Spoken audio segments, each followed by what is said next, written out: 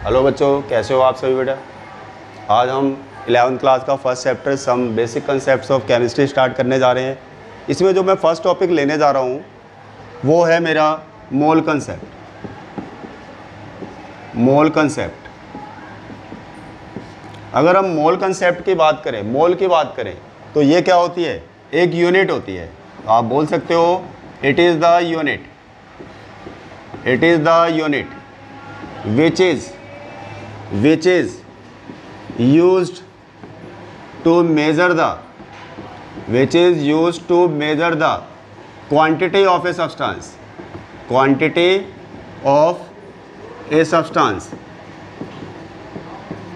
जैसे हमारे मोल एक यूनिट होती है किसी भी सब्सटेंस की क्वांटिटी को एक्सप्रेस करने के लिए, और भी कुछ कॉमन यूनिट्स होती है जो हम जगह जगह पे यूज़ करते हैं किसी भी सब्सटेंस की क्वांटिटी को मेज़र करने के लिए। तो मोल कंसेप्ट को समझने से पहले हम उन छोटी छोटी यूनिटों की बात पहले कर लेते हैं जिनको हम जनरली यूज़ करते हैं किसी भी सब्सटेंस के मेजरमेंट के लिए। तो उनमें क्या आ जाती है हमारे पास, जैसे कि हमारी लेंथ आ जाती है। भाई लेंथ क्या है, लेंथ को अगर हमने मेज़र करना है तो लेंथ को मेज़र करने के लिए क्या करते हैं हम, कौन कौन सी यूनिट यूज़ करते हो, जैसे कि सेंटीमीटर हो गया, आप देख रहे हो आप, और जैसे हम बोलते हैं तो भाई मीटर हो गया। तो ये यूनिट्स क्या हैं, अगर कोई सब्सटेंस दिया हुआ है उसकी लेंथ को मेज़र करना है तो हम इन यूनिट्स को यूज़ करते हुए उस सब्सटेंस की लेंथ को हम क्या करते हैं, मेज़र करते हैं। जिस तरीके से आपकी लेंथ हो गई उसी तरीके से हमारा मास भी होता है। अगर आपने किसी भी सब्सटेंस के मास को मेज़र करना है तो इसके लिए या तो आप ग्राम्स यूनिट यूज़ करते हो आप, या फिर आप क्या करते हो भाई, आप किलोग्राम को यूज़ करते हो आप। तो ये भी क्या है, हमारी यूनिट्स हैं। अगर किसी भी सब्सटेंस के मास को आप मेज़र करना चाहते हो आप, अगर मान लीजिए कोई सब्सटेंस दिया हुआ है और उसके वॉल्यूम को हमने मेज़र करना है तो वॉल्यूम के लिए भी कुछ यूनिट्स हम यूज़ करते हैं। ज़्यादातर जो हमारी कॉमन यूनिट होती है, जो ज़्यादातर हम यूज़ करते हैं वो हमारी है लीटर है, जिसको हम जगह जगह पे यूज़ करते रहते हैं। कहीं भी हम कोई सामान लेने के लिए जाते हैं, अगर वो लिक्विड फॉर्म में है तो उसके लिए जो यूनिट आपकी यूज़ होती है वो कौन सी यूनिट यूज़ होती है, लीटर। और भी इसमें यूनिट्स बन जाती है हमारी, आप इसे सेंटीमीटर क्यूब में भी लेते हो आप वॉल्यूम को, आप सेंटीमीटर क्यूब के साथ साथ आप डेसीमीटर क्यूब में भी वॉल्यूम को लेते हो आप ml में भी लेते हो आप। तो ये सारी क्या है, हमारी यूनिट्स हैं जो हम वॉल्यूम के लिए बेसिकली हम यूज़ करते रहते हैं जब कभी भी हम वॉल्यूम के मेज़रमेंट को लेकर के बात करते हैं। तो जैसे अब हम वॉल्यूम की बात कर रहे हैं तो वॉल्यूम में ही एक छोटी सी रिलेशन हम ले लेते हैं जिसमें इन सभी यूनिट्स को आपस में हम इंटर रिलेट करने वाले हैं। तो देखते हैं, आपने नोट करना है सभी ने। तो मैं वॉल्यूम के बारे में बात कर रहा हूँ आपसे। तो वॉल्यूम के लिए जो बेसिक यूनिट यूज़ करते हो आप, जैसे लीटर, मैं मान लीजिए 1 लीटर की बात कर रहा हूँ आपसे। तो 1 लीटर इक्वल टू क्या होता है, हम क्या बोल सकते हैं, that is equal to 1000 ml। अगर आप सेंटीमीटर क्यूब में बात करते हो तो उस कंडीशन में आपके पास एक्चुअली में जो 1 ml होता है वो 1 सेंटीमीटर क्यूब के बराबर ही होता है। तो हम कह सकते हैं कि जो हमारा 1000 ml है वो हमारा 1000 सेंटीमीटर क्यूब के इक्विवेलेंट ही होगा, ठीक है। अगर आप इसको मीटर क्यूब में देखें तो 1/1000 मीटर क्यूब के इक्विवेलेंट होता है।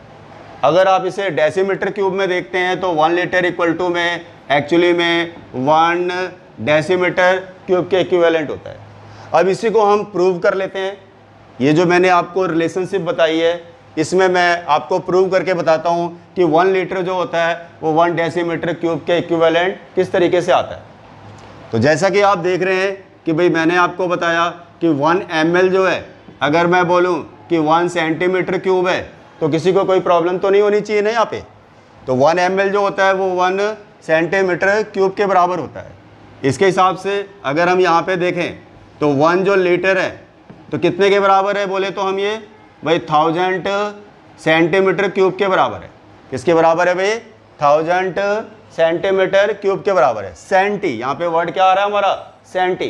तो एक्चुअली में पता होना चाहिए ना कि भाई सेंटी के लिए हम क्या करते हैं, किस नंबर को यूज़ करते हैं, किस मल्टीपल को यूज़ करते हैं। तो मैं इसके लिए छोटी सी बात आपको और यहाँ पर ऐड करना चाहूँगा कि अगर हम डेसी की बात करें तो डेसी के लिए हम क्या यूज़ करते हैं, 10⁻⁻1।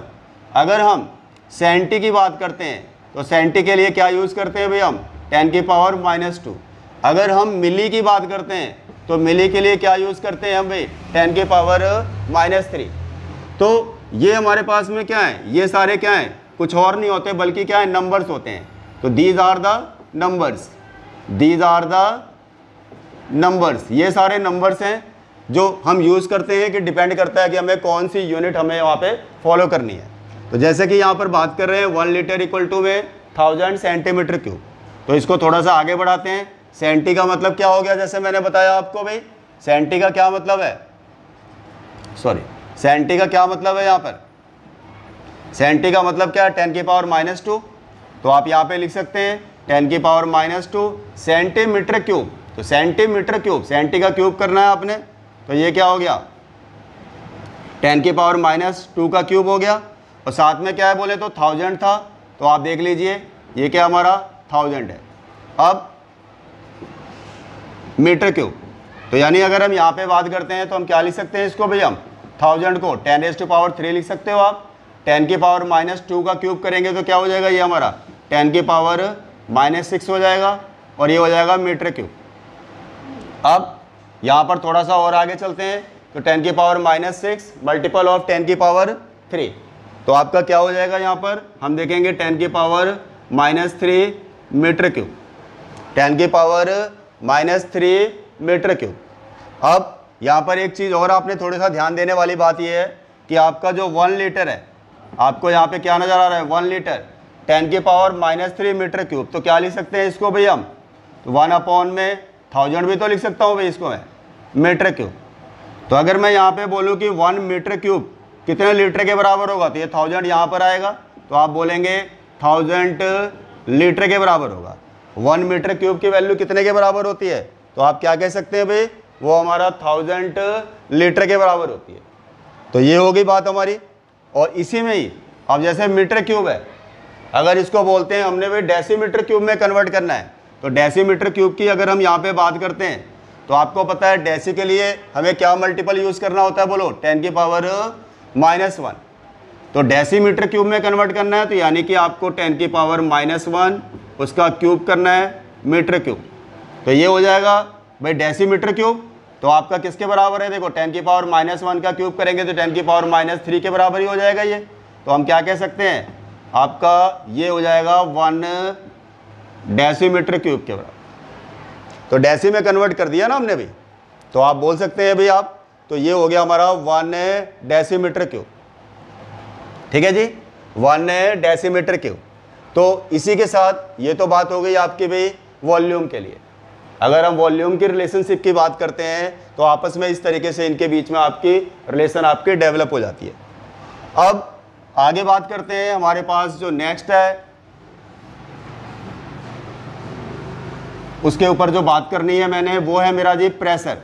नेक्स्ट आपके पास हेडिंग आपने डाल लेनी है, नेक्स्ट मेजरमेंट की बात करने जा रहे हैं। तो हम मेजरमेंट में हम प्रेशर को लेकर के बात कर रहे हैं यहाँ पे।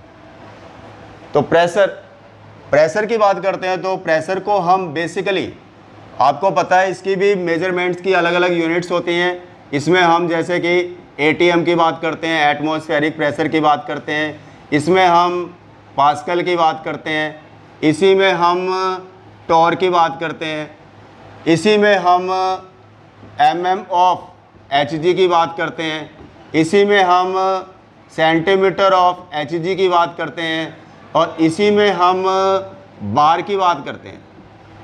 तो आप देख रहे हो भाई इतनी सारी यूनिट्स मैंने आपको बताई मेजरमेंट ऑफ प्रेशर के लिए। तो ये सारी यूनिट्स कॉमनली यूज़ करी जाती है अगर हम प्रेशर के टर्म में बात करें। तो प्रेशर होता क्या है, प्रेशर अगर हम यहाँ बात करें तो क्या होता है, अगर प्रेशर की बात करते हैं तो प्रेशर क्या होता है भाई, फोर्स अपॉन में एरिया। प्रेशर की बात करते हैं तो फॉर्मूला क्या होता है, फोर्स अपॉन एरिया। अब फोर्स कैसे निकालते हैं, अगर यहाँ पर बोले तो फोर्स होता है मास इनटू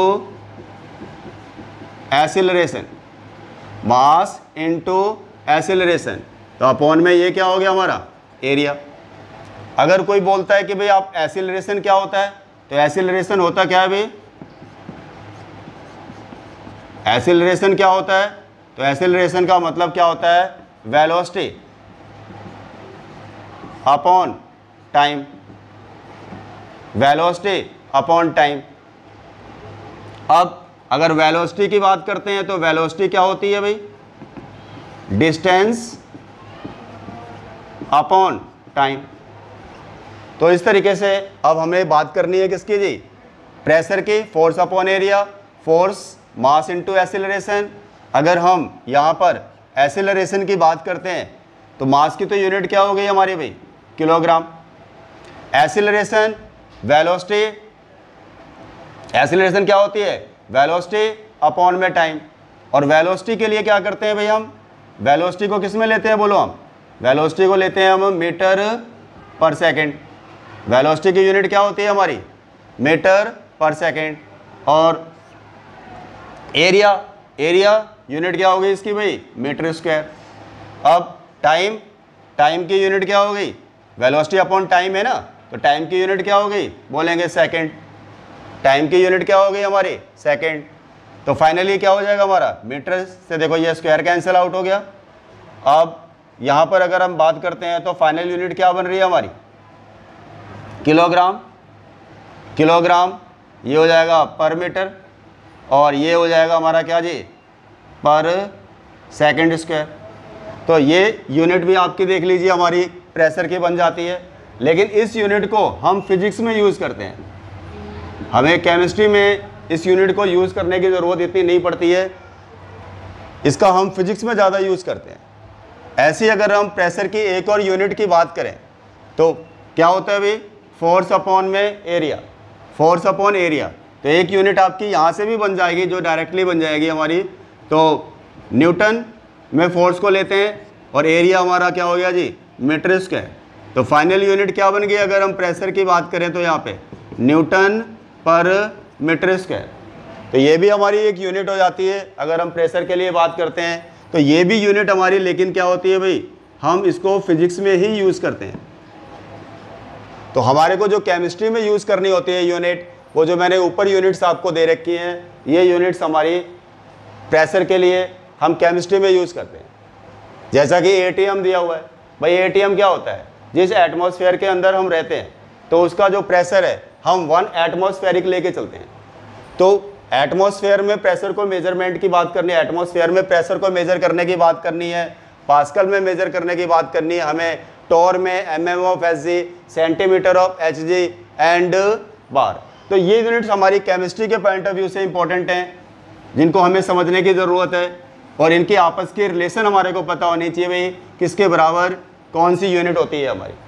अब जैसे कि मैं आपसे बात करने जा रहा हूँ, यहाँ पे जो बेसिक यूनिट हम यूज़ करते हैं जो ज़्यादातर, वो हम एटमॉस्फेरिक प्रेशर को यूज़ करते हैं। तो 1 ATM, 1 ATM इक्वल टू में अगर हम इसको बोले तो 1 ATM को अगर आप पास्कल में लेते हो आप, तो ये एक्चुअली में 101.325 पास्कल के बराबर होता है। क्या होता है भाई, और शॉर्ट में इसको क्या लिखते हो आप, PA। अगर आपसे बोलते हैं कि 1 ATM कितने पास्कल के बराबर होता है, तो 101.325 पास्कल के बराबर होता है। अगर आपसे बोलते हैं कि 1 ATM भाई कितने टॉर के बराबर होता है, तो आप बोलोगे भाई 760 टॉर के बराबर होता है। 1 ATM कितने mm ऑफ Hg के बराबर होता है, तो अगर हम यहाँ पे बात करते हैं तो 760 mm ऑफ Hg के बराबर होता है। अगर सेंटीमीटर की बात करते हैं तो आपका 76 सेंटीमीटर ऑफ Hg के बराबर होता है। अगर हम बार में बोले तो बार में ये हमारा आपका 1.013 बार के बराबर होता है। अगर हम आपसे 1 बार की बात करें तो ये हमारा 0.987 ATM के बराबर होता है। अगर 1 बार की बात करते हैं तो हमारे पास में यूनिट क्या होती है हमारी भाई, 0.987 ATM के बराबर होता है। तो ये तो बात हो गई आपकी प्रेशर की। अगर किसी भी कंडीशन में अगर आप प्रेशर का मेजरमेंट कर रहे हो आप, तो इन सभी यूनिट्स को हम प्रेशर के मेजरमेंट के लिए हम यूज़ करते हैं। इसके बाद हमने नेक्स्ट बात करनी है आपसे टेम्परेचर की। भाई टेम्परेचर के मेजरमेंट को लेकर के बात करनी है हमने, तो टेम्परेचर के लिए क्या है, बेसिक यूनिट कौन कौन सी यूज़ करते हो आप भाई? टेम्परेचर, टेम्परेचर, टेम्परेचर का जो मेजरमेंट करते हैं हम, तो हम, आपको पता है डिग्री सेल्सियस में करते हो आप, एक तो केल्विन में करते हो आप, एक फ़ारेनहाइट में करते हो आप, फ़ारेनहाइट डिग्री सेल्सियस में करते हो आप। तो ये हमारी यूनिट्स होती है हमारी, जो हम यूज़ करते हैं किसके लिए, मेजरमेंट ऑफ टेम्परेचर के लिए। तो जैसे अगर हम भाई हमारे पास में केल्विन में वैल्यू हमारे को निकालनी है, डिग्री सेल्सियस में दे रखी है, मान लीजिए हमारे पास में 25 डिग्री सेल्सियस की बात कर रहे हैं, ये स्टैंडर्ड रूम टेम्परेचर की वैल्यू होती है हमारी। कहीं पर भी स्टैंडर्ड अगर बोलते हैं, इसका मतलब आपको 25 डिग्री सेल्सियस को लेकर बात करनी है। अब आपको मालूम ही है कि अगर हम 0 डिग्री सेल्सियस की बात करते हैं तो कितने के बराबर होता है, 273.15, या फिर अप्रॉक्सीमेटली आप 273 केल्विन बोलते हो। तो हम यहाँ पर बात करने जा रहे हैं 25 डिग्री सेल्सियस की।